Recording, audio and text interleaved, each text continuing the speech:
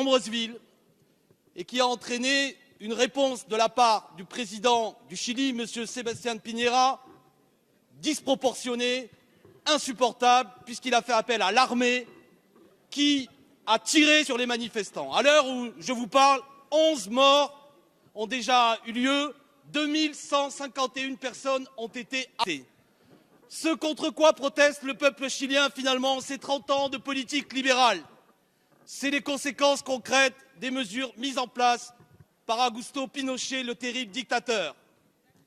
L'eau a été privatisée, la santé, l'éducation, le système des retraites. C'est contre cela aussi que le peuple chilien manifeste. Aujourd'hui, un système de retraite par capitalisation vendu au fonds de pension, mis en place par un homme nommé José Piñera, le frère de l'actuel président du Chili, a des conséquences terribles.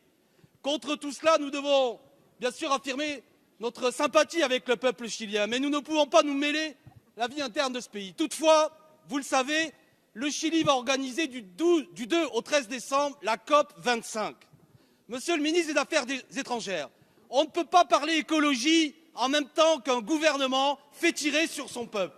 Pouvons-nous suspendre la participation de la France tant que le gouvernement chilien utilise l'armée pour réprimer son peuple? L'armée doit retourner dans les casernes et tant que ce n'est pas le cas, je vous demande de suspendre la participation de notre pays à cette COP 25. Je vous remercie. Merci, monsieur le député.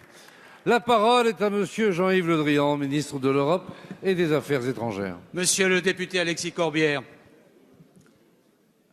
le Chili est un pays ami de la France. Le Chili est une démocratie.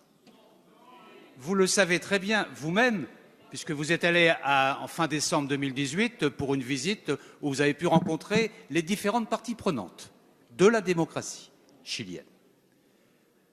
Le Chili traverse aujourd'hui une grave crise que vous avez évoquée, parfois dramatique, et les autorités chiliennes, le président Piñera lui-même a annoncé vendredi dernier les réponses qu'il jugeait